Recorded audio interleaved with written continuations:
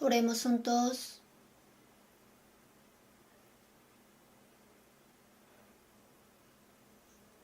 Dios Padre Santo y misericordioso que nos ama, tuviste compasión de nosotros que vivíamos alejados de ti y morábamos en medio de pecados. Cuando no te conocíamos, Jesús recibió la maldición y el juicio que teníamos que recibir, y por su sangre preciosa que derramó por nosotros, limpiaste nuestros pecados eternamente, y así no recibiremos ningún juicio ni maldición. Te damos más gracias por tu gran misericordia que nos salvaste sin obras.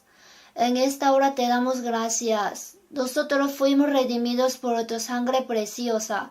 Estamos ante el Señor, alabando tu gracia y tu gloria, aprendiendo tu palabra y teniendo la comunión santa. También creemos ahora que el Señor está en medio de nosotros. Cuida a cada uno de nosotros con tus manos misericordiosas, sujeta las almas de cada persona. En esta hora, enséñanos más el plan de Dios que quiere mostrarnos y su misterio, cómo debemos caminar.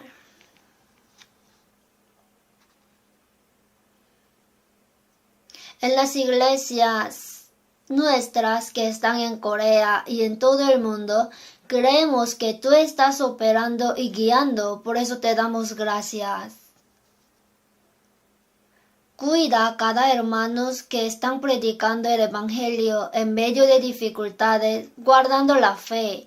Dales tu gracia adecuada para que puedan encargarse bien de la misión de la predicación del Evangelio que tú encargaste en el fin del siglo.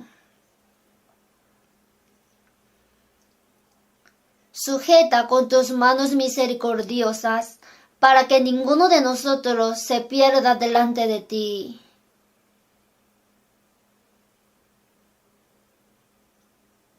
Considera y cuida a cada iglesia que están en Corea y en todo el mundo, y te pedimos que operes fuertemente para que se pueda cumplir tu operación santa en medio de nosotros. Señor, que nos da la palabra necesaria a su tiempo y que nos enseñas cómo caminar. Esta hora también enséñanos más tu plan y misterio que quieres mostrarnos y cómo debemos andar. En el nombre de nuestro Señor Jesús hemos orado. Amén.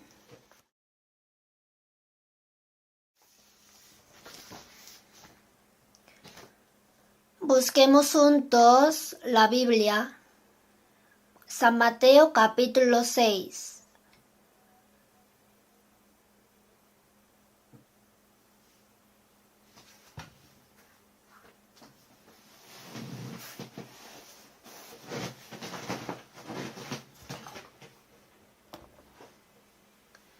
San Mateo capítulo 6, versículo 9 al 15. Leamos. 6, 9 al 15. Leo.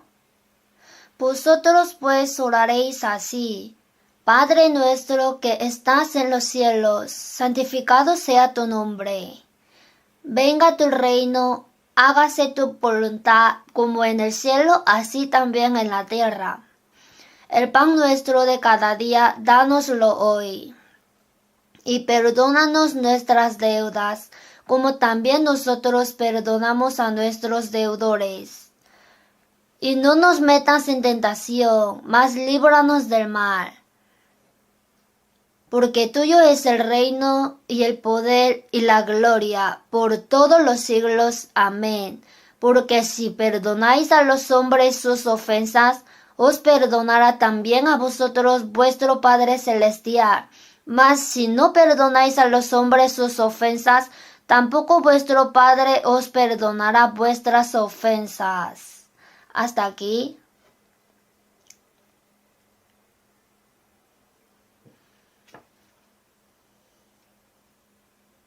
Creemos que en 7 conferencias de verano pasadas Muchos han orado, trabajado y predicado. Asimismo, muchos recibieron la salvación nuevamente. Así que leímos esta palabra porque quería predicar las palabras que deberían conocer los hermanos que recién fueron salvos. Se dice que hay 4 elementos en la vida cristiana.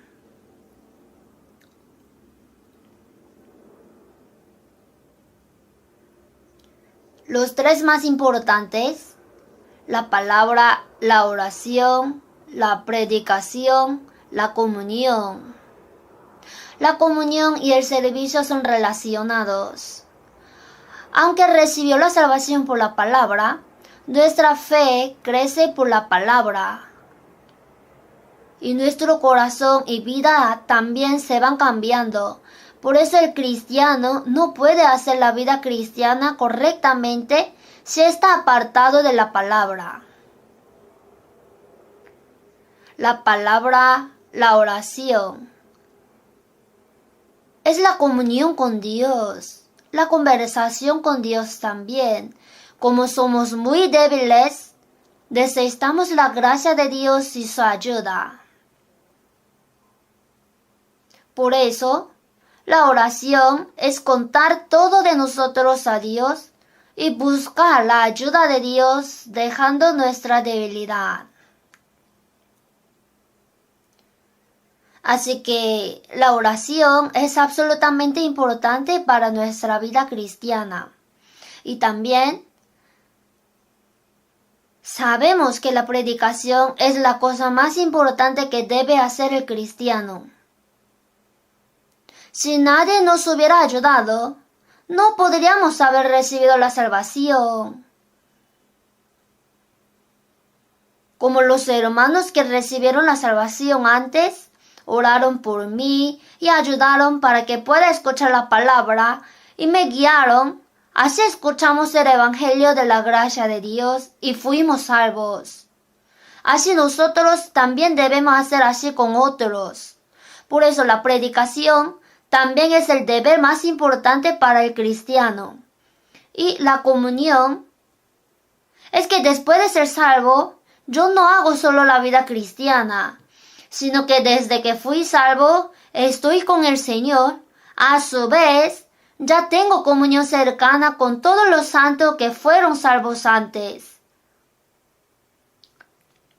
Y dentro de eso, nuestra fe va a crecer y podemos hacer correctamente la vida cristiana. Y dentro de la comunión, podemos predicar el Evangelio, ayudarnos y hacer el servicio para el Señor. Así que con el corazón de que yo no puedo, pero nosotros sí podemos. Hoy entre ellos voy a contar un poco acerca de la oración. En la Biblia salen muchas palabras sobre la oración. Y nosotros oramos mucho. Ahí vamos a considerar un poco sobre la oración que Jesús enseñó. La oración que enseñó el Señor es llamado el Padre Nuestro. Algunos que van a la iglesia memorizan eso y oran con eso.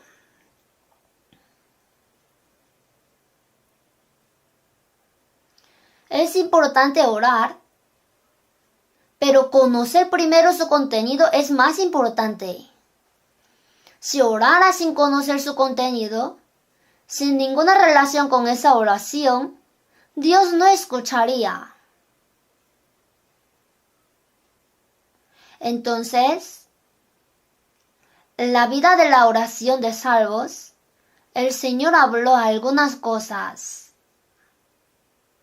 En el versículo 9, vosotros pues oraréis así.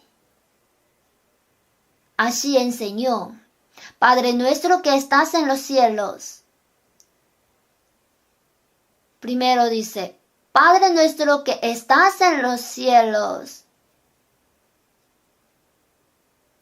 Padre que está en los cielos.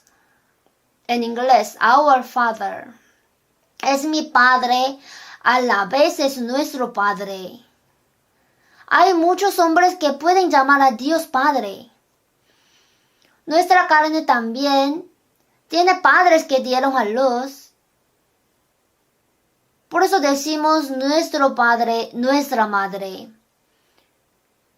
Cuando llama a su Padre y Madre nuestro, es porque no está solo, sino que está con otros hermanos.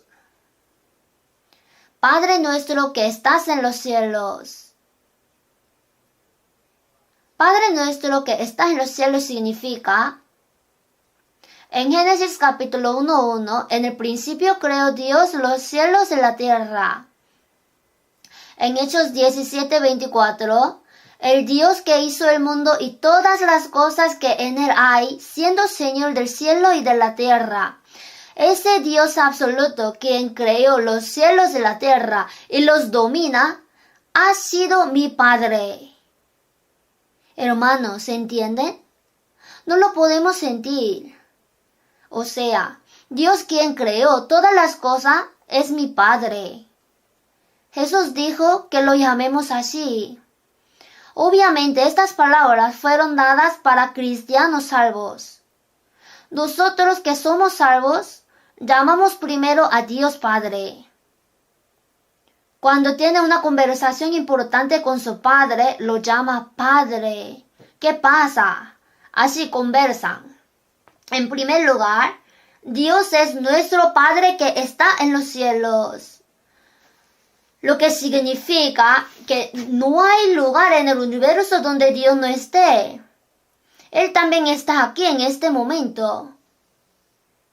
Dijo que estaba cerca de nosotros. Dios ahora se ha convertido en nuestro Padre. Si los que no son salvos llaman a Dios Padre, de nada les servirá. Un hombre desconocido agarra a un viajero y le dice Padre. Luego dirá, demente. Una persona no salva no puede llamar a Dios Padre. Entonces, en San Juan 8, los judíos dicen, Dios es nuestro Padre. Dijeron a Jesús. Jesús dijo, no, vuestro padre es el diablo. Si Dios fuera vuestro Padre, me recibiríais.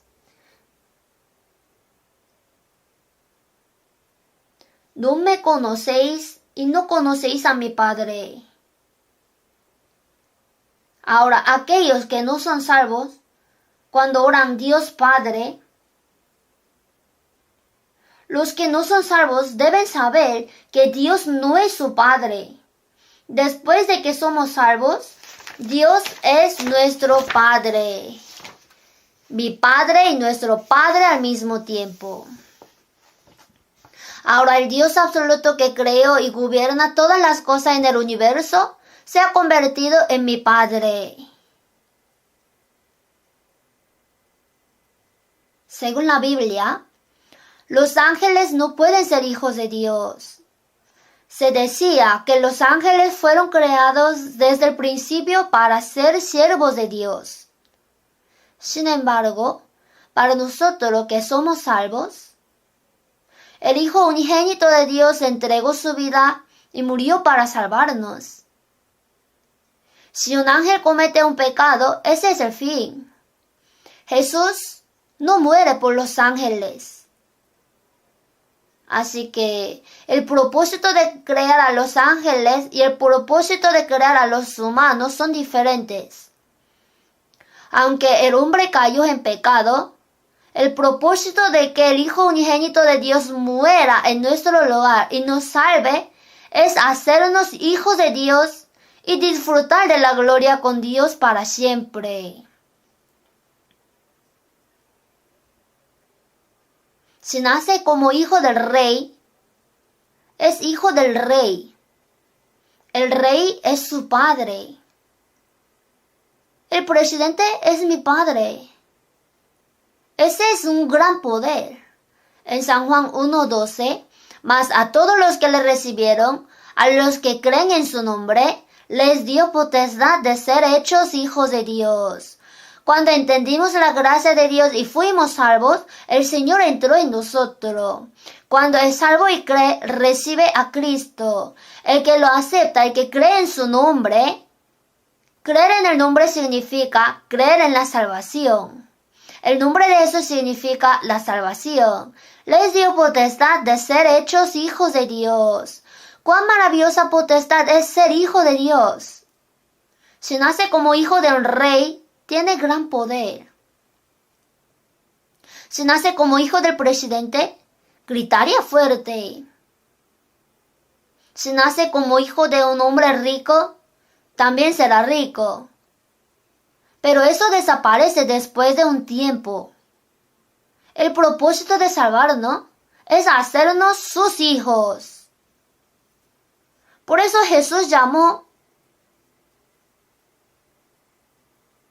a Dios Padre que está en los cielos.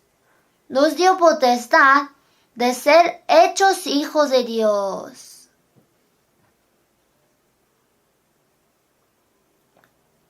Potestad de ser hecho hijo de Dios es asombrosa. Hubo mujeres que visitaron el sepulcro de Jesús después de su muerte. Entre ellas, María Magdalena,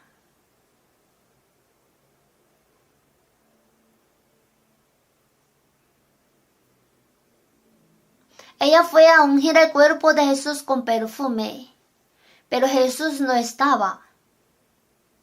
Entonces miró a su alrededor para ver si alguien lo había llevado y apareció Jesús. Ella, pensando que era el hortelano, le dijo: Señor, si tú lo has llevado, dime dónde lo has puesto y yo lo llevaré. ¿Cómo va a llevar el cuerpo de Jesús María? Dijo: yo lo llevaré. Entonces Jesús le llamó María.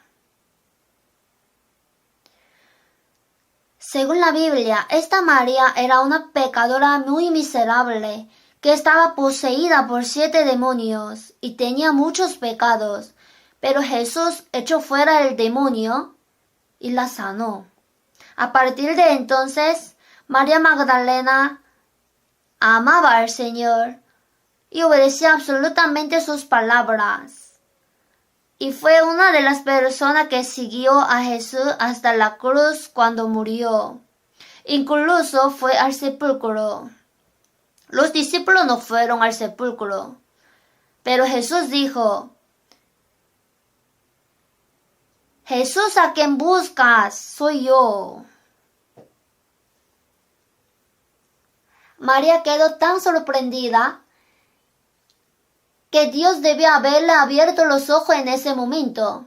Oh, ¿Jesús está vivo? Jesús dijo que moriría y resucitaría 3 días después. Pero ni siquiera los discípulos le creyeron y nadie le creyó. Sin embargo, esta María fue la primera persona en ver al Señor resucitado. Pero Jesús dijo a María: ve a mis hermanos y a los discípulos. Subo a mi Padre y dile: subo a mi Padre y a vuestro Padre, a mi Dios y a vuestro Dios. Estas son palabras muy importantes. Ahora se refiere a sus discípulos como mis hermanos. Mis hermanos, ese es un nombre tan hermoso. Mi Padre es tu Padre. Un Padre celestial. Antes de que Jesús muriera en la cruz, Él era el Hijo unigénito. Cuando está un solo Hijo, lo llama Hijo único. Jesucristo era el único Hijo de Dios, el unigénito.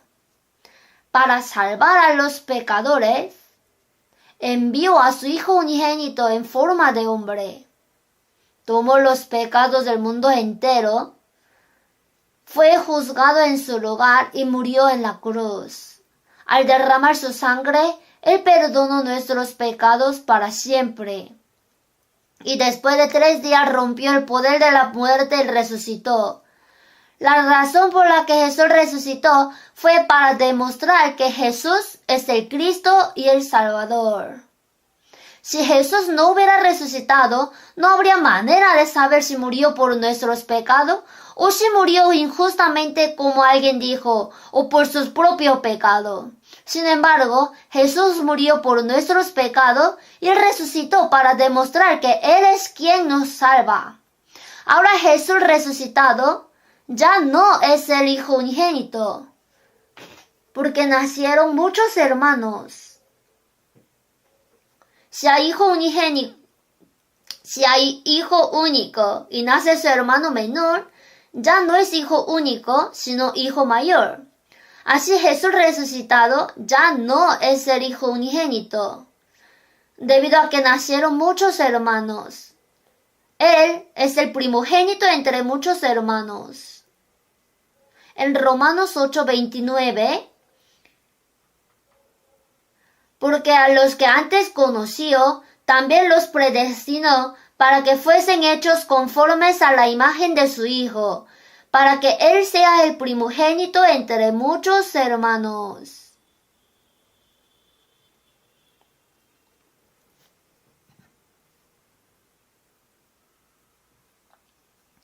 Desde que nacieron sus hermanos menores, ya no es el Hijo unigénito. Antes de morir, Jesús era Hijo unigénito. Después de su muerte y resurrección, nacieron muchos hermanos, así se ha convertido en el primogénito entre muchos hermanos. En Hebreos 1:6, y otra vez cuando introduce al primogénito en el mundo. Aunque Jesús, que vino primero, vino como el Hijo unigénito. En la segunda venida Jesús viene como el primogénito, porque nacieron muchos hijos. Entonces se convirtió en el hijo mayor entre muchos hermanos. Y en Hebreos 2:10,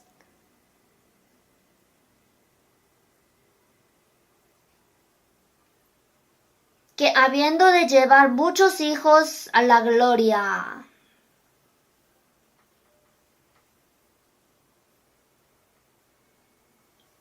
En Romanos 3:23, por cuanto todos pecaron y están destituidos de la gloria de Dios. Dios creó al hombre según su imagen, para que sea la pareja del amor y que reciba la vida de Dios, y que sea hijo de Dios para llevarlo al reino de Dios, así para que le glorifique eternamente con Dios, o sea, para que sea como Dios creó a su imagen. Al caer en la primera tentación, la tentación del diablo, y desobedecer la palabra de Dios, el hombre perdió la vida de Dios y perdió el derecho para entrar en la gloria de Dios. Así, todas las personas cometieron pecado y van al infierno, diciendo que fueron destituidos de la gloria de Dios. La gloria de Dios es el ir al reino de Dios y darle gloria a Dios, pero perdieron el derecho de entrar en esa gloria. El resultado es el infierno. Sin embargo, para salvarnos y restaurar la gloria perdida por el pecado humano, murió para cargar los pecados de muchas personas. Entonces, que habiendo de llevar muchos hijos a la gloria, perfeccionase por aflicciones al autor de la salvación de ellos.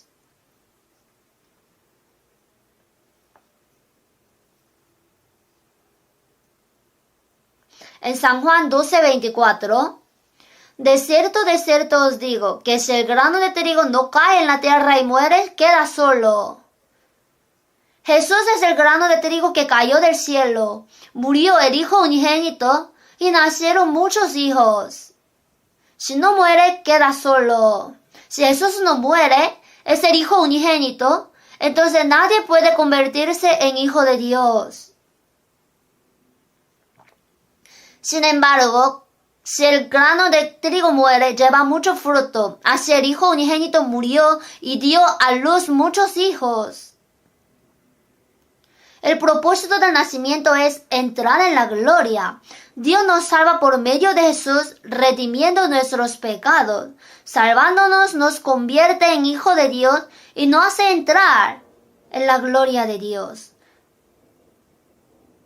Por eso le convenía morir como un grano de trigo, diciendo, perfeccionase por aflicciones al autor de la salvación de ellos. La razón por la que murió por nosotros y perdonó nuestros pecados fue para hacernos hijos de Dios y permitirnos entrar en su gloria. El hijo del rey es un príncipe. Es una posición gloriosa que podría convertirse en rey en el futuro. Cuando somos salvos, primero nos convertimos en hijos de Dios. Alguien dijo, aquí están los hijos y las hijas de Dios. No. Dios no tiene hija. ¿A Dios solo le gustan los hijos? Dios envió a vuestros corazones el espíritu de su hijo.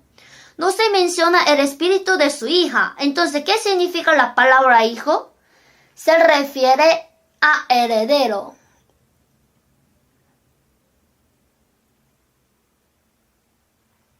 Que habiendo de llevar muchos hijos a la gloria, porque convenía que Jesús muriera como un grano de trigo. Entonces nosotros, los salvos, lo primero que debemos saber es que me he convertido en el Hijo de Dios. En 1 de Juan 3:1, mirad, cuán amor nos ha dado el Padre para que seamos llamados hijos de Dios. Por esto el mundo no nos conoce porque no le conoció a Él.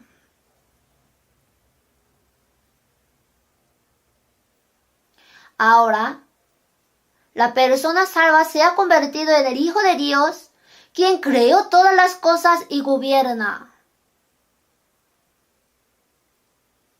Un hombre del mundo, ¿cómo lo sabría eso? Es un secreto. Solo aquellos que han sido salvos lo saben. El mundo no nos conoce porque no le conoce a Él. Mirad cuán amor nos ha dado el Padre. Es puramente el amor de Dios lo que nos hizo ser hijo de Dios. Entonces,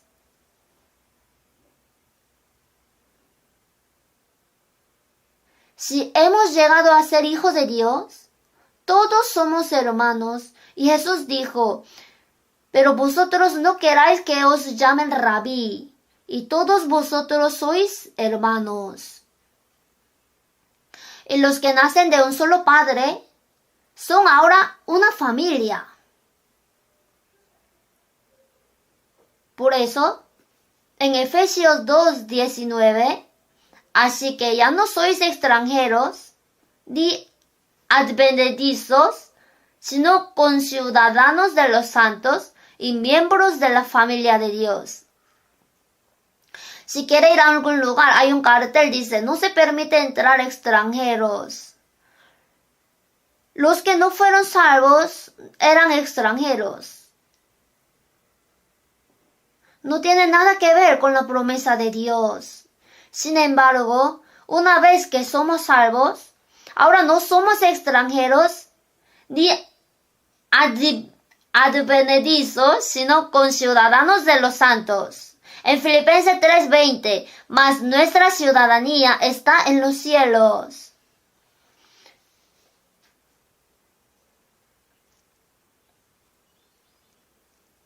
Los que han sido salvos ya terminaron los trámites de inmigración al cielo, ¿sabe? Nuestra ciudadanía está en los cielos, de donde también esperamos al Salvador, al Señor Jesucristo.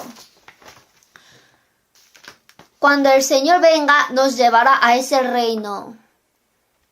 Entonces, como dice en Filipenses 3:21, el cual transformará el cuerpo de la humillación nuestra para que sea semejante al cuerpo de la gloria suya.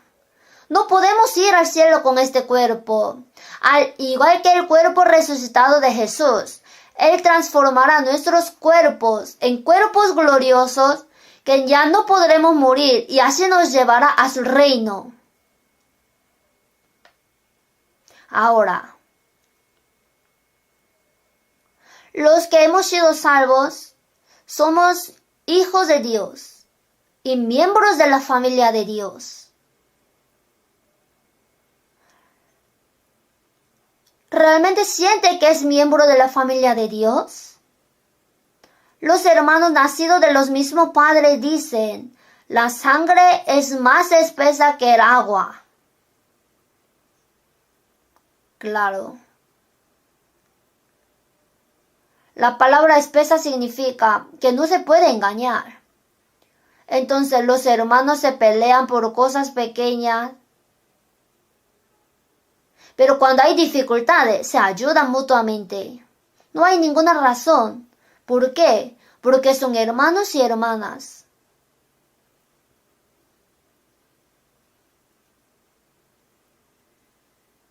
Nosotros, los que hemos sido salvos, somos hijos de Dios. Como hijos de Dios, somos hermanos y hermanas mientras vivimos en esta tierra. Somos hermanos y hermanas que compartimos la misma sangre y somos un cuerpo. La sangre es más espesa que el agua, pero el Espíritu Santo es más precioso que la sangre. Una persona que ha nacido de nuevo por el Espíritu Santo y no puede compararse con el linaje de la carne. Nuestros cuerpos y nuestra familia quizá por no poder evitar estemos viviendo cerca mientras vivimos en la tierra. Pero los salvos, aunque tienen su familia carnal y su vida aparte, saben que somos hermanos y hermanas, tenemos misma sangre y mismo cuerpo. Seamos íntimos como un cuerpo y que sea uno nuestro corazón y hagamos sinceramente la gran voluntad de nuestro Señor.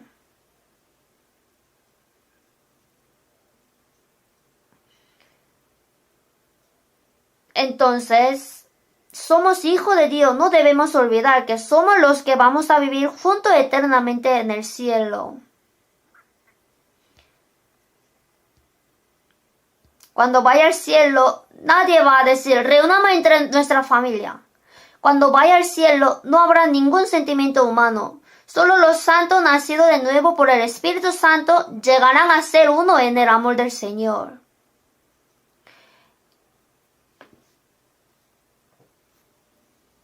Las personas que vivirán juntas en el cielo para siempre deberían vivir juntas en la tierra también, ¿verdad? Puede que nuestra vida en esta tierra termine en un momento, pero ser hijo de Dios es eterno. Entonces, en lugar de nacer con este linaje físico o convertirse en un miembro de la familia, aquellos que han renacido a través de la sangre de Jesucristo y el Espíritu Santo son mucho más preciosos y más cercanos. Entonces, entre los que han sido salvos, por favor no se olviden, no se odien aunque haya pequeño problema, no discutan. Porque son personas que irán al cielo y viviremos junto con ellos para siempre. Así tenemos que tratarnos preciosamente. Somos familia de Dios. Busquemos Romanos capítulo 8.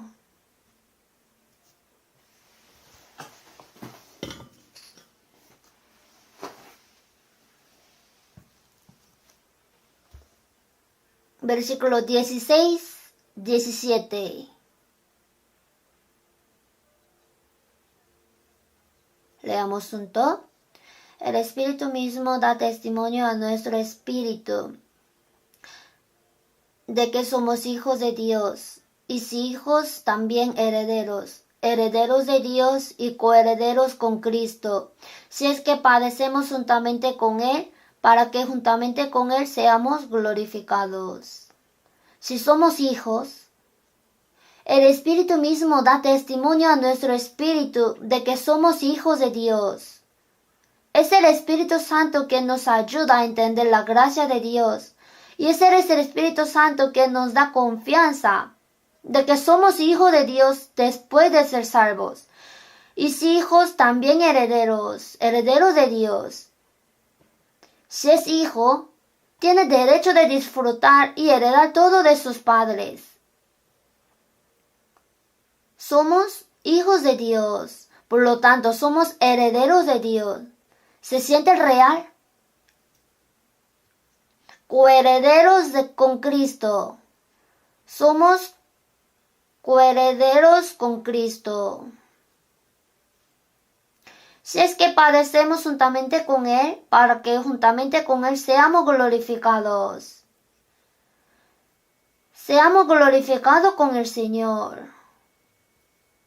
Podemos disfrutar de todo junto con el Señor. Jesús dijo, Padre mío y vuestro Padre, y mi Dios y vuestro Dios. No importa cuán pobres seamos o cómo la gente nos ignore, yo soy el Hijo de Dios. No debemos olvidar nuestro orgullo de ser hijo de Dios. ¿Sabía que Dios envió un ángel guardián a cada persona que fue salva? Nos protege. Incluso nuestros cabellos están todos contados. Aún vuestros cabellos están todos contados. No puedo contar los cabellos de mi cabeza, ni mi pestaña. Nadie. Sin embargo, el hecho de que Dios cuente los cabellos de mi cabeza significa que conoce todas mis circunstancias. Mas yo sé a quien he creído y es poderoso para guardarme, y en ese día glorioso iré a morar con Él. Tiene que creer en eso también. Dios es Padre. Entonces, ¿por qué me preocupo? Pero Él no siempre nos da consuelo, sino que también nos da dificultades, haciéndonos ricos y pobres, y fortaleciendo nuestra fe, para probar si guardamos la palabra de Dios o no. Pase lo que pase, Dios nunca nos deja. Aunque nosotros dejaríamos a Dios, Dios no nos dejará. ¿Por qué? Somos hijos de Dios. Incluso para los hijos carnales, los padres siempre piensan en hijos, se preocupan por ellos y les ayudan, ¿verdad? Más que cualquier otro padre, los padres no pueden morir en vez de mí. Sin embargo, Dios entregó a su Hijo unigénito a la muerte en vez de nosotros para salvarnos. Para que podamos ser herederos de Dios y glorificados con Cristo. Coherederos con Cristo. Deben creer en eso también. La gracia que nos ha dado es un milagro de que salvó a los pecadores que íbamos al infierno. Y también es un milagro de que nos hizo ser hijo de Dios. Es lo que Dios hace. El propósito de salvarnos no es para ayudarnos a comer bien y vivir bien en esta vida, sino para que vivamos en gloria eterna con el Señor en el cielo eterno. Si es que padecemos juntamente con Él, para que juntamente con Él seamos glorificados. ¿Cuánto sufrió Jesús desde que nació en la tierra hasta su muerte en la cruz? Para salvarnos. Porque convenía a aquel perfeccionarse por aflicciones al autor de la salvación de ellos. Nosotros, los que hemos sido salvos, somos hijos de Dios. Aunque enfrentamos muchas dificultades, para poder vivir apropiadamente como hijo de Dios y obedecer a la palabra de Dios, podemos superarlas. Porque Dios está con nosotros y nos ayuda. Así, somos herederos de Dios. No fue porque fuera bueno, no fue porque hice algo, sino que me lo dio gratis. Si nace hijo de un rey, es un príncipe. Si nace como hijo del presidente de una gran empresa, es hijo de una gran empresa. Es asombroso. no es gran cosa, se acabará en unos años. Somos hijos de Dios. Él nos ha dado una herencia gloriosa superior a la de los ángeles. Debemos creer en esto. Aunque habrá un breve periodo de sufrimiento en esta tierra, ¿cuánto padeció Jesús desde que vino a este mundo, murió y resucitó? ¿Cuánto sufrieron los discípulos, los apóstoles del Señor? En Hechos, cuando el Evangelio estaba siendo predicado en la iglesia primitiva, ninguno de los apóstoles murió cómodamente de vejez. Todos murieron de martirio mientras predicaban el Evangelio, les cortaron la cabeza, los crucificaron al revés y los apedrearon hasta la muerte. ¿Por qué? Para darle más gloria. Para que juntamente con Él seamos glorificados.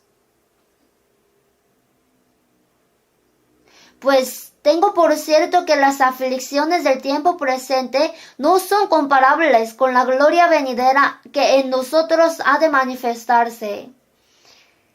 En 2 Corintios 4:17, porque esta leve tribulación momentánea produce en nosotros un cada vez más excelente y eterno peso de gloria. Esta leve tribulación momentánea, más excelente y eterno peso de gloria. Cuando llega el sufrimiento, ¿acaso Dios no existe? ¿Dios le ha desamparado? No piense así. ¿Cuánto sufrimiento soportó el apóstol Pablo mientras escribía más de la mitad del Nuevo Testamento y predicaba el Evangelio en toda su vida? Estaba desnudo, hambriento, no pudiendo dormir ni comer, tenía frío, lo golpearon innumerablemente, lo encarcelaron, lo apedrearon hasta que muera, pero vivió.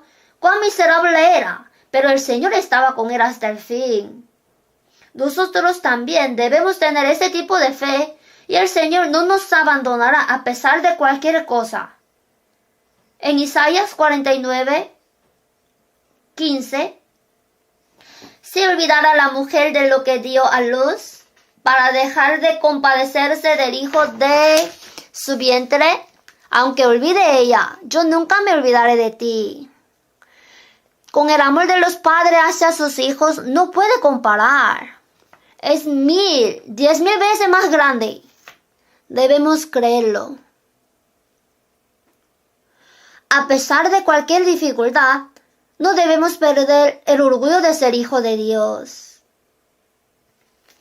Ahora el segundo.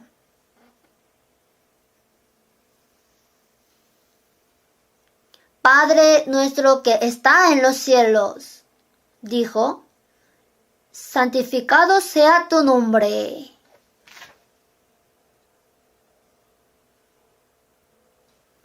¿Sabe cuán importante es esta palabra simple?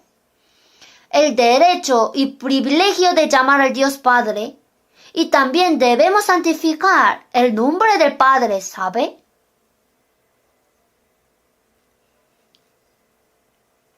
Padre, santificado sea tu nombre. Incluso no hablamos del nombre de nuestros padres fácilmente. ¿Cómo se llama su padre? El nombre de mi padre es fulano Kim. Así no dice. Se llama Kim, su nombre es tal, así, con respeto. ¿Por qué? El nombre de mi padre lo trato muy difícil. No son solo palabras, sino que dependiendo de lo que haga el hijo, el nombre de su padre puede ser santificado o deshonrado. Cuando oramos el Padre Nuestro, aunque no lo memorizamos, debemos hacerlo en la oración. Padre nuestro que estás en los cielos, santificado sea tu nombre. Debo santificar el nombre del Padre que me salvó y me hizo hijo de Dios. Si simplemente oras sin pensar, Dios dirá, párate. ¿Cuándo santificaste mi nombre? Preguntará, Ahora, para santificar el nombre de Dios, debemos vivir toda nuestra vida para la gloria de Dios, siendo hijos de Dios.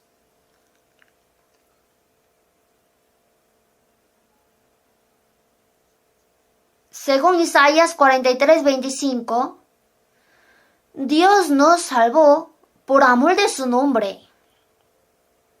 Yo soy el que borro tus rebeliones por amor de mí mismo, y no me acordaré de tus pecados. Es para la gloria de Dios que Él nos salvó y perdonó nuestros pecados.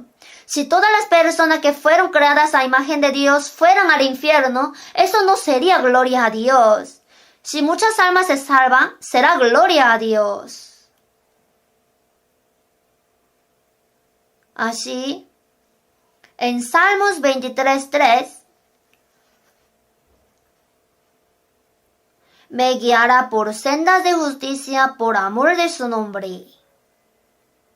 David dijo, Jehová es mi pastor y nada me faltará. Por amor de su nombre, me guiará por sendas de justicia. Para la gloria de Dios, Él nos salvó. También después de que somos salvos, Dios nos guía a la verdad y al camino de la justicia para su gloria.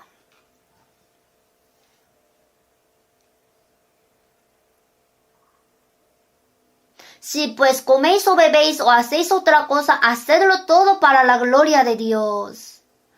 Todo lo que glorifica a Dios es bueno, y todo lo que no glorifica a Dios es pecado. Estamos orgullosos no solo de ser hijos de Dios, sino también debemos actuar como hijos de Dios. Si decimos que somos hijos de Dios, ¿en serio? ¿Eres hijo de Dios? Veamos cómo viven los hijos de Dios. Y cuando hacemos algo mal, dicen, no diga que eres hijo de Dios. ¿Dónde está tu padre? En Salmos 79:9, ayúdanos, oh Dios de nuestra salvación, por la gloria de tu nombre. El Señor que me salvó nos ayuda por amor de su nombre. Ayúdanos por la gloria de tu nombre. Así oró David.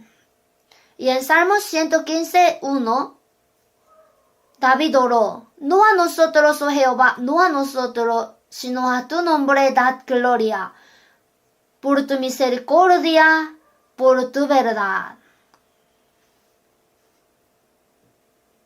Dios no comparte su gloria con nadie. ¿Cómo se corrompió el ángel caído? Los ángeles son seres verdaderamente hermosos y glorificados, mucho antes que los humanos. Pero entre tantos ángeles hay 3 ángeles. Los 3 ángeles especiales son Gabriel, Miguel y Lucero. Y el ángel Lucero tenía un corazón orgulloso que quería ser como Dios, pero fue expulsado, y eso es diablo Satanás. En Isaías 14:14, sobre las alturas de las nubes subiré, y seré semejante al Altísimo. Mas tú derribado eres hasta el Seol, a los lados del abismo. Para Lucero, que trató de ser como Dios, se convirtió en el diablo. Dios le preparó el infierno. Es un gran pecado robar la gloria que debería ser para Dios. Hemos de saber eso. No importa lo que hagamos, no debemos quitar la gloria de Dios. Dios dijo, y mi honra no la daré a otro. Dios no comparte su gloria. Entonces, los israelitas son el pueblo elegido de Dios. El pueblo de Israel fue elegido por causa del nombre de Dios. Sin embargo, en Romanos 2:24, los israelitas no sabían que Jesús, a quien Dios había enviado, era el Cristo, por lo que lo rechazaron y lo crucificaron hasta la muerte. Entonces dijo a los judíos de Israel: el nombre de Dios es blasfemado entre los gentiles por causa de vosotros. El pueblo escogido de Dios, los israelitas, rechazó a Cristo. Así levantó a Babilonia contra Israel. En los tiempos de Grecia y de Roma, expulsaron a los israelitas todo el mundo y lo hicieron miserables durante 2000 años. No hay país más miserable que Israel, quien era pueblo elegido por Dios. ¿Por qué? El pecado de rechazar a Cristo no puede ser perdonado. En Ezequiel capítulo 36, dice que los israelitas serán restaurados después de que el evangelio sea predicado por todo el mundo, ¿verdad? En nuestra época, el capítulo 36 de Ezequiel fue escrito hace 2600 años. Sin embargo, si el evangelio se predica por todo el mundo, al final Israel será recuperado. Hará regresar a los israelitas que habían sido esparcidos por todo el mundo a la tierra de Israel. Expulsarán a los pueblos poderosos que están en esa tierra y establecerá una nación. No lo hago por vosotros, sino por causa de mi santo nombre, el cual profanasteis vosotros entre las naciones a donde habéis llegado. Cuando el mundo veía al pueblo de Israel, ¿no es el pueblo elegido de Dios? ¿Por qué mueren tan miserablemente? ¿Por qué la tierra que Dios les dio se convirtió en un desierto? ¿Dios está muerto? Aunque los israelitas fueron destruidos por el pecado, como resultado, el nombre de Dios quedó contaminado. Por eso, para mostrar que aunque Israel fue destruido, Dios no murió, milagrosamente recupera a Israel en el fin del siglo. Después que Israel se independizó el 14 de mayo de 1948, al día siguiente los árabes iniciaron la primera guerra en Oriente Medio. Israel tuvo gran victoria. Ni tenía armas ni ejército. Israel también obtuvo una gran victoria en la Segunda Guerra de Oriente Medio. La Gran Guerra, ahora Tercera Guerra de Oriente Medio, fue el 7 de junio de 1967. 14 países árabes formaron una alianza para destruir a Israel. 14 países de la población de 120 millones. En ese momento solo había 2.250.000 judíos en la tierra de Israel. Intentaron barrerlos a todos en un instante y arrojarlos al Mediterráneo, pero todo el mundo árabe fue destruido en 6 días. El presidente Nasser, a quien llamaban un héroe del siglo XX, se rindió después de 6 días. Decían que si no se rendía, iban a destruir el Cairo. Él murió por el ataque al corazón poco después de su sumisión. ¿Cuán molesto habría estado? Y en la Cuarta Guerra de Oriente Medio, que hubo en octubre de 1973, Israel ganó. Ahora, Hamás disparó miles de balas para destruir instantáneamente a Israel. Si pensamos bien, son una nación pequeña y la tierra es pequeña. Son pocos, pero miren. Israel amenaza a Hamás que lo va a destruir totalmente y nunca se va a someter. Así que más de 40.000 personas en Gaza murieron en esa guerra. Ya ha matado a varios líderes del ejército de Hamás. Saben, ¿verdad? Ya verán, ningún país podrá vencer a Israel. Porque oponerse a Israel significa oponerse a Dios, quien restaura a los israelitas. Pero si Israel cae, la Biblia tendrá error. Dios nunca permitirá eso otra vez.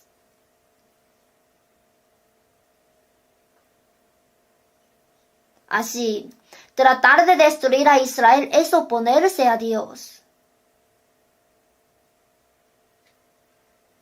Dios está vivo y hace todo por su nombre, para mostrar la evidencia de que Dios existe. Vamos a ver Primera de Pedro capítulo 1.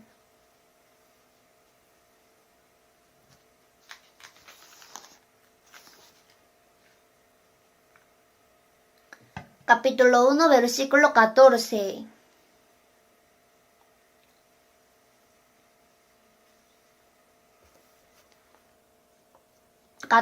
Leo. Como hijos obedientes, no os conforméis a los deseos que antes teníais estando en vuestra ignorancia, sino como aquel que os llamó es santo, sed también vosotros santos en toda vuestra manera de vivir. Porque escrito está, sed santos porque yo soy santo. Hasta aquí.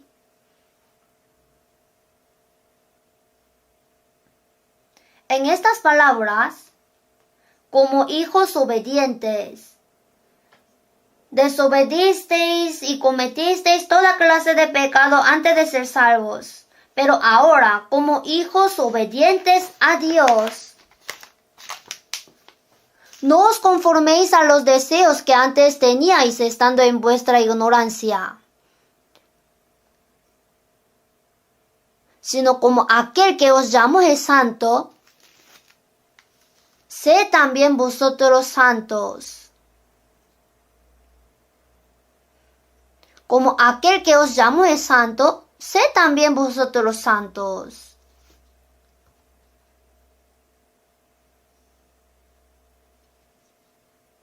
Los que han sido salvos ahora deben llegar a ser cada vez más santos, imitando al Dios santo.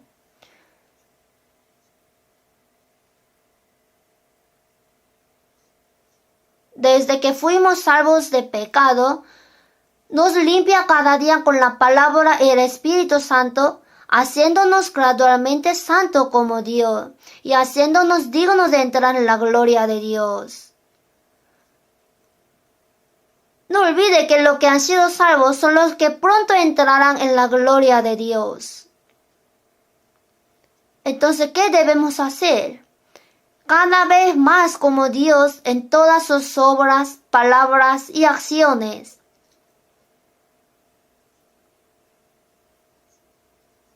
Que no viva como un hijo desobediente como hacía antes, ahora como un hijo obediente.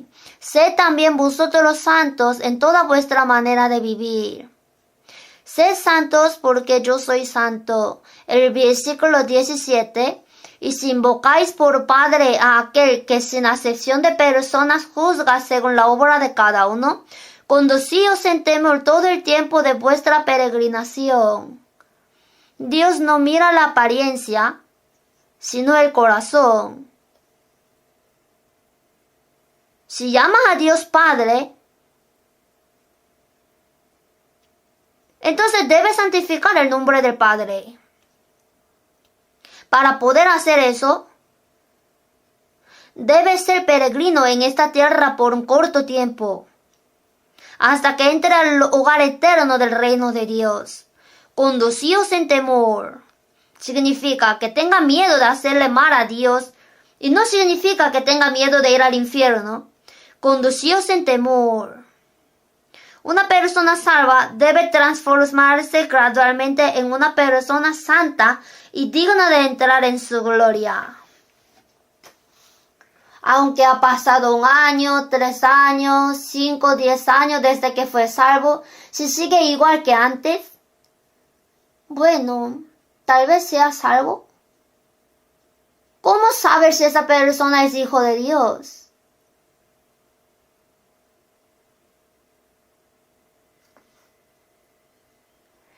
Leamos juntos 1 de Pedro capítulo 2, versículo 12. Manteniendo buena vuestra manera de vivir entre los gentiles, para que en lo que murmuran de vosotros, como de malhechores, glorifiquen a Dios en el día de la visitación, al considerar vuestras buenas obras.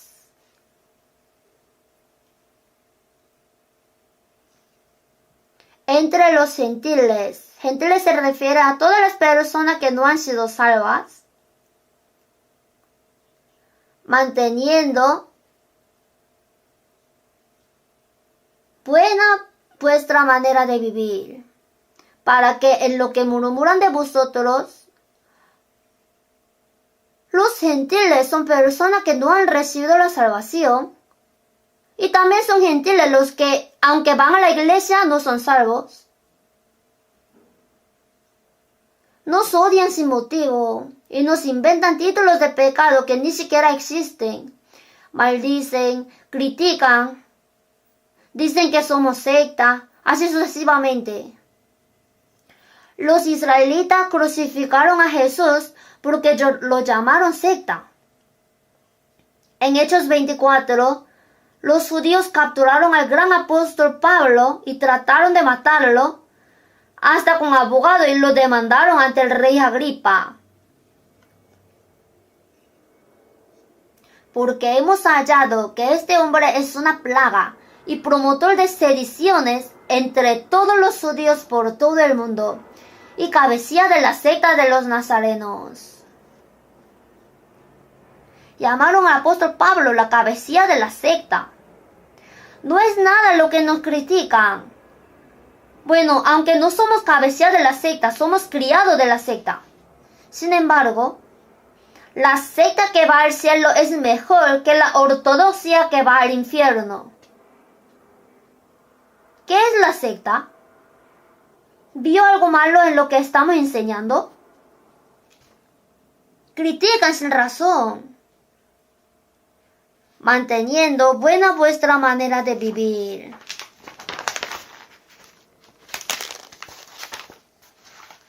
Para que en lo que murmuran de vosotros como de malhechores, tenemos que mostrar nuestras buenas obras. Glorifiquen a Dios en el día de la visitación al considerar vuestras buenas obras.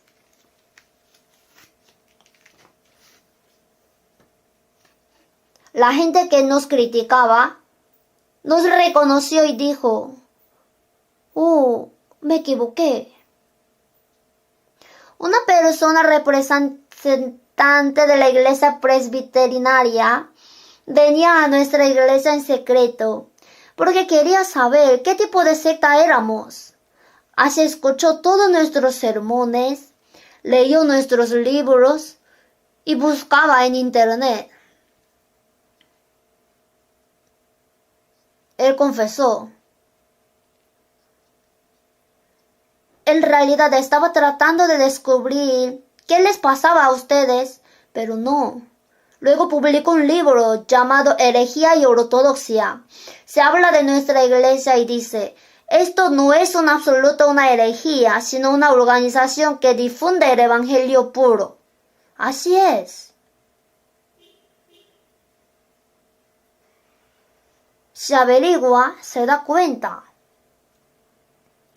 ¿Qué armas tenemos contra quienes nos critican? Debemos demostrar a través de nuestras buenas obras y no a través de palabras. No importa cuánto digan, no tiene sentido decir. Entonces, no solo que se avergonzarán, sino que en el día de la visitación, para que glorifiquen a Dios. Cuando la persona que criticaba recibe la salvación y se cambia, será gloria a Dios. Ahora vamos a ver San Mateo 6.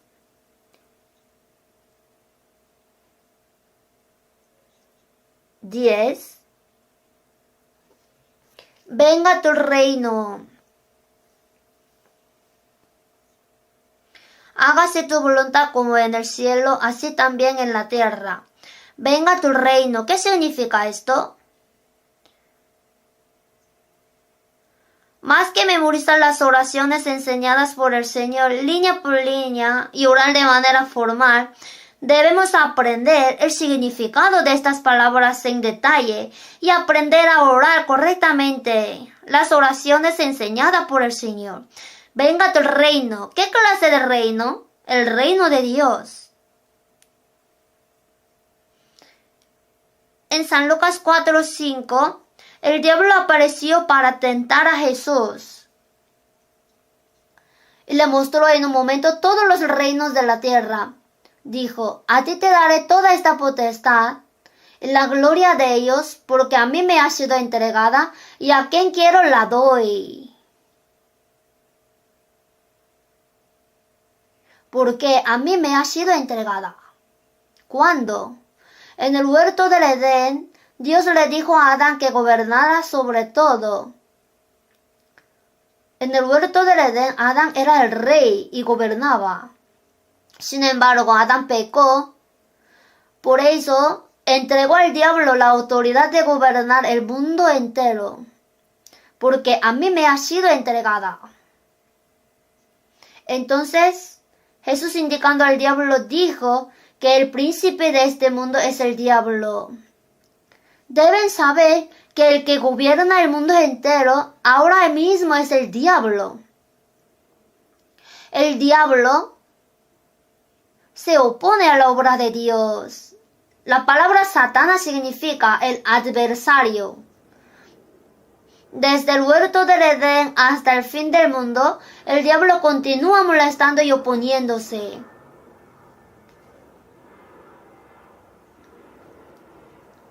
Jesús vino a recuperar el reino que había sido quitado por el diablo. Esto no se hace inclinándose ante el diablo, sino conquistando el poder de la muerte y pecado y Satanás, salvando muchas almas y llevando las personas al cielo. Restaura así el reino que le fue quitado por el diablo. Venga tu reino. Significa que oremos para que venga el reino gobernado por Dios. Y diciendo en San Mateo 3:2, arrepentíos, porque el reino de los cielos se ha acercado. El reino de los cielos es el reino de Dios.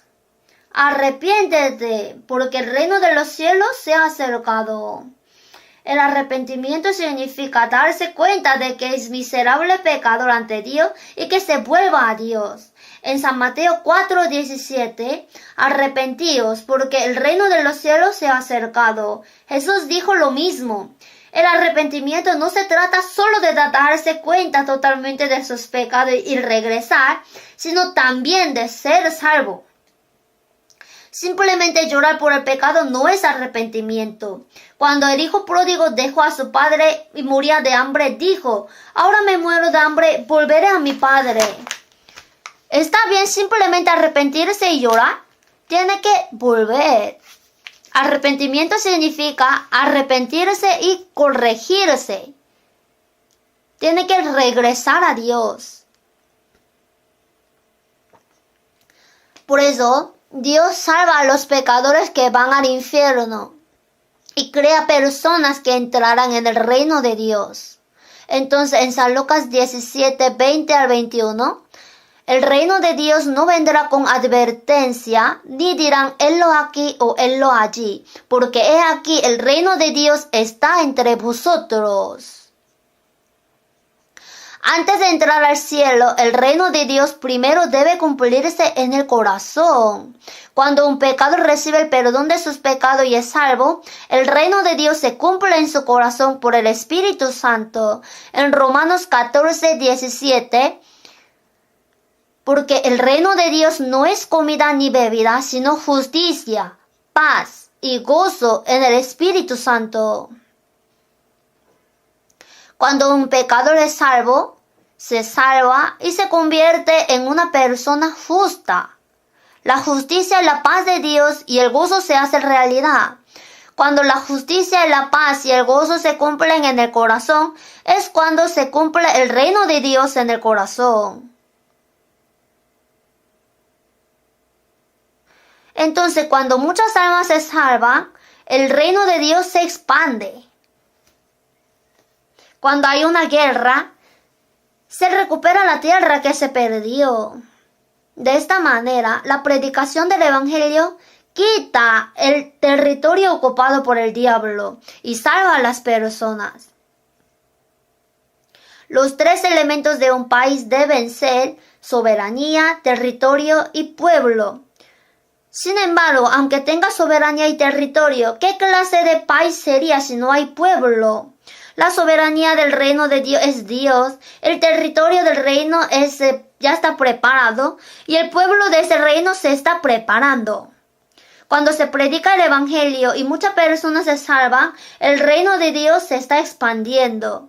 Entonces, cuando predicamos el Evangelio y salvamos las almas de las personas, continuamos recuperando el reino que ha sido tomado por Satanás. Cuando esté lista toda la gente para entrar en ese reino, después de que el reino sea preparado, el Rey de Paz vendrá otra vez.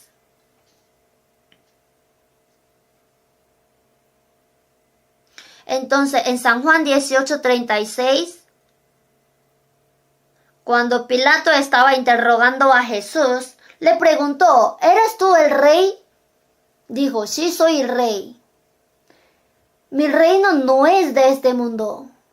Los judíos dijeron a Pilato, este hombre dice que es el rey y prohíbe dar tributo a César y levantar un propio reino en la tierra. Ese es el mayor título de pecado por lo cual acusaron a Jesús. Entonces Pilato preguntó, ¿eres tú el rey de los judíos? Sí, soy el rey, pero mi reino no es de este mundo. Él vino a preparar el pueblo que no pertenezca a este mundo, sino que entrará en el reino eterno de Dios.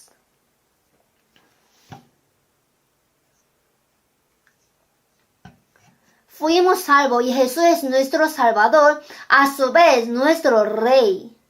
Eres mi Rey eterno.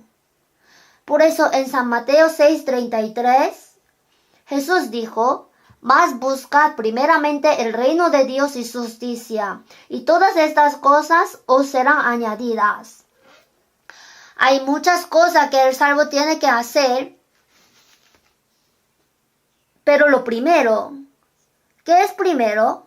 Buscar primero el reino de Dios y su justicia. Cuando recibe la salvación, primero el reino de Dios se cumple. Los salvos salvan a otras personas para que el reino de Dios pueda cumplirse y luego el reino de Dios continúa expandiéndose. Así se cumple el reino de Dios y la justicia.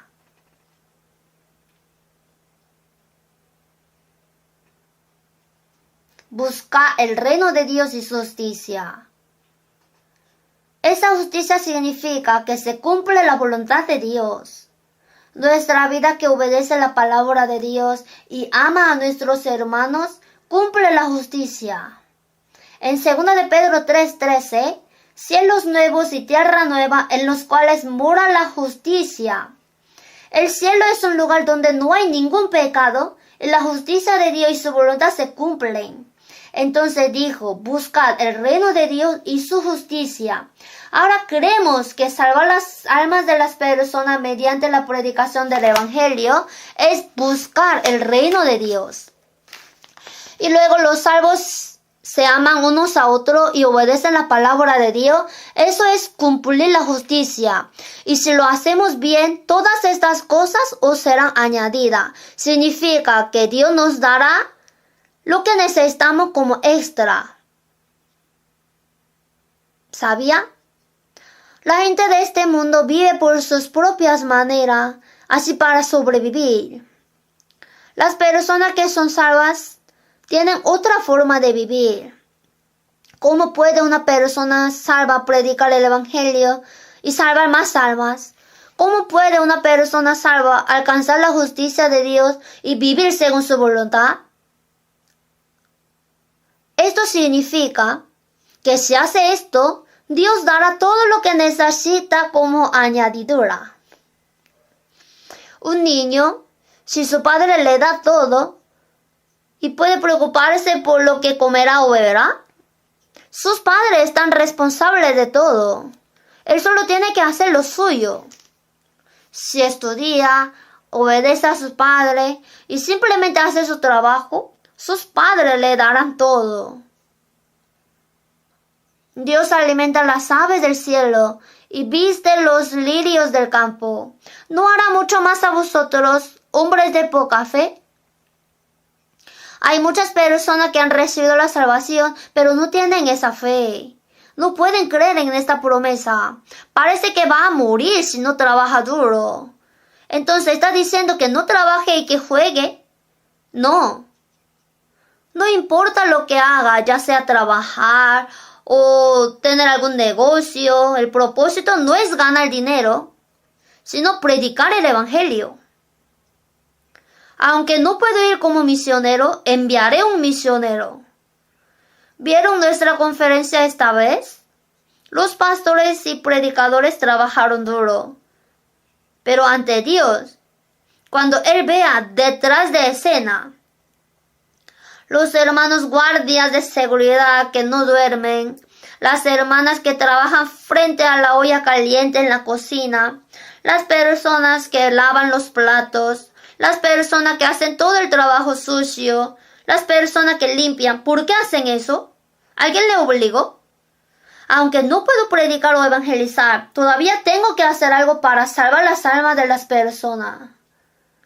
Entre salvos, ninguno ha ido para jugar o divertirse. Antes sí, pero ya han crecido, ya no son así. Si algunas personas no pueden hacer eso, traen dinero y lo invierten en la predicación del evangelio. ¿Cuánto se necesita para evangelizar para la misión del mundo? Entonces, cuando las personas salvas se levantan, es buscar el reino y la justicia. La promesa de Dios es que si hacemos esto, Él nos dará todo lo que necesitamos. Y Él cumple su promesa. Pero como la gente no cree en esta palabra, cuando recibe la salvación también, aunque quiere regalarla, pero si no la recibe no puede. Las personas que han sido salvas también, si creen en el Señor, pero no, ¿por qué pueden creer en el Señor y no creen que el Señor está en su vida con ellos? Por eso se preocupan y temen. ¿Por qué tener miedo si el Señor está conmigo siempre? En Isaías 46:10, Dios dijo, mi consejo permanecerá y haré todo lo que quiero. El consejo de Dios es algo que Dios ha planeado. Cumplirá todo lo que ha pensado y su voluntad. También debemos cumplir el plan de Dios y su voluntad que les agrada. En Hebreos 17, Jesús oró. He aquí que vengo, oh Dios, para hacer tu voluntad, como en el rollo del libro está escrito de mí. Para hacer la voluntad de Dios nació del cuerpo de la Virgen. ¿Cuánto padeció Jesús para cumplir la voluntad de Dios? Y como una persona sin pecado murió en la cruz y derramó sangre para cumplir la voluntad de Dios. ¿Cuál es voluntad de Dios? En San Juan 6:40. Esta es la voluntad del que me ha enviado, que todo aquel que vea al Hijo y cree en Él tenga vida eterna. Es la voluntad de Dios que creamos en Jesús, en sus obras y recibamos la vida eterna. Es la voluntad de Dios que Jesús murió en la cruz y es la voluntad de Dios que creamos en eso y que seamos salvos. Ahora los salvos deben vivir según su voluntad. Vivimos nuestra vida cristiana según su voluntad y predicamos el evangelio porque es su voluntad. En San Mateo 26:39, en el huerto de Getsemaní, Jesús dijo, Padre mío, no sea como yo quiero, pero sino como tú. La cruz es la mayor vergüenza y dolor que un hombre pueda sufrir. ¿Sería fácil para una persona inocente avanzar en silencio hasta la muerte en la cruz? Dijo, Padre mío, si es posible, pase de mí esta copa. Pidió Jesús que quitara la copa del sufrimiento de la cruz. Pero no sea como yo quiero. Jesús también odia el sufrimiento porque tiene el mismo cuerpo que nosotros. Pero no sea como yo quiero, sino como tú. Si es tu voluntad, moriré. Nadie me la quita, sino que yo de mí mismo la pongo. Jesús, el Hijo unigénito de Dios, murió en la cruz y derramó su sangre para quitar nuestros pecados. Así cumplió la voluntad de Dios. Es la voluntad de Dios que entendamos esa verdad y creamos en ella. Después de ser salvo, es la voluntad de Dios predicar esa verdad para que más almas puedan ser salvas. Esa persona salva vive obedeciendo la palabra de Dios y eso es cumplir la justicia de Dios en su vida. Si predica el evangelio y obedece la palabra, Dios dará todo lo que necesita como bonificación. Esto no significa que no debas hacer nada. En 2 de Tesalonicenses dijo, si alguno no quiere trabajar, tampoco coma. Si su mano está cómoda, su boca también debe estar cómoda. Ser perezoso es pecado. Siervo malo y negligente. Ser perezoso es malo. Tenemos muchas cosas que hacer diligentemente, pero el propósito es completamente diferente al de la gente de este mundo. Los hombres del mundo piensan cómo pueden enriquecerse, comer bien o vivir bien. Pero nosotros hacemos para cumplir la voluntad eterna y la gloria de Dios. Por eso, los cristianos existen en esta tierra para cumplir la voluntad de Dios. El propósito de que los cristianos sigan vivos en esta tierra es porque tienen algo que hacer mientras su corazón late. ¿No es así? ¿Nada que hacer? Sí hay. Para cumplir la voluntad de Dios, debemos sacrificar nuestro tiempo, nuestro material, nuestra libertad, nuestra felicidad e incluso nuestra vida si es necesario. Para predicar el evangelio de la gracia que cumplió el Hijo unigénito de Dios, muriendo en la cruz. ¿Qué dijo el apóstol Pablo? Pero de ninguna cosa hago caso, ni estimo preciosa mi vida para mí mismo, con tal que acabe mi carrera con gozo y el ministerio que recibí del Señor Jesús, para dar testimonio del evangelio de la gracia de Dios. No solamente habló, sino de verdad vivió.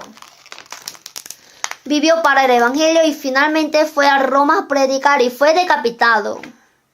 Sé fiel hasta la muerte, dijo. Si fijamos en esta palabra fiel, en chino, la palabra fidelidad está formado en medio con la letra el centro y abajo con la letra el corazón, también con la letra la palabra y con la letra cumplir. Fidelidad es cumplir la palabra de Dios con todo el corazón.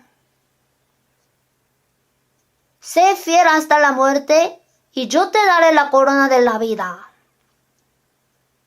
Ahora sabemos que vivimos en esta tierra para predicar el evangelio y hacer la voluntad de Dios, para cumplir la justicia de Dios. No se olviden de esto. Debemos vivir para que nuestra vida no sea en vano y que seamos dignos de entrar en su gloria. Aún queda mucha palabra que decir, pero intento dar el sermón lo más breve posible.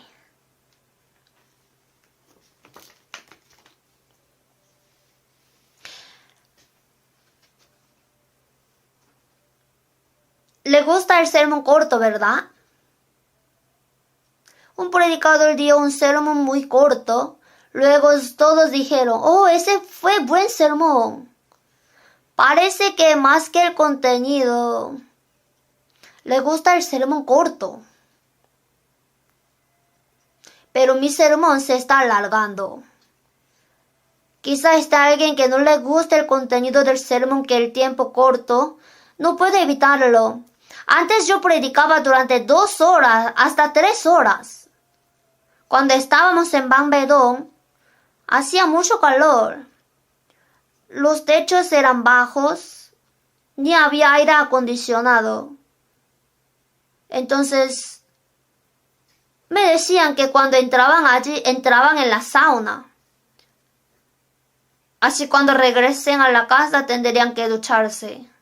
Aún así, la multitud era apretada, incluso en los pasillos y al final de las escaleras. Escuchaban por la radio y escuchaban los sermones. Incluso en Charlon, desde el amanecer para escuchar el sermón. Los mayores lo entenderán, pero hoy en día, aunque el ambiente es bueno, si el tiempo se demora, ya se mueven los cuerpos. Pero deberíamos tener un poco de paciencia. En fin, la oración que Jesús enseñó. El resto lo daré en el próximo sermón. La oración enseñada por el Señor. Aunque oremos mucho, debemos orar la oración del Señor conforme a lo que el Señor nos enseñó. Oremos juntos. Dios, Padre misericordioso, en el fin del siglo, entre muchos hermanos del mundo, nos salvaste y nos distinguiste del mundo. Por eso te damos gracias. Ahora creemos que tú nos salvaste para darnos tu reino eterno y tu gloria. Ahora sabemos que el tiempo que nos queda no debe ser en vano, sino que debemos usarlo para predicar el Evangelio y cumplir tu voluntad. Deseamos santificar tu nombre en toda nuestra vida y solamente queremos glorificarte a ti. Renuévanos a todos nosotros con tu palabra y el Espíritu Santo cada día. Y guíanos para que podamos estar ante la gloria del Señor sin vergüenza cuando venga otra vez. En el nombre de nuestro Señor Jesús hemos orado. Amén.